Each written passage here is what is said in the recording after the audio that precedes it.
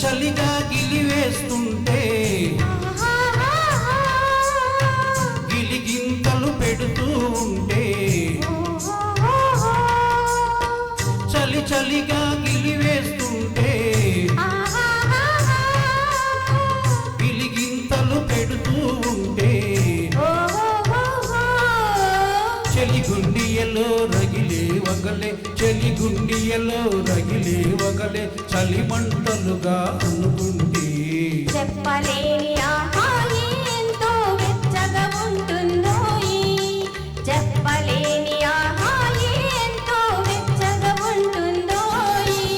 చిటపట చినుకులు పడుతూ ఉంటే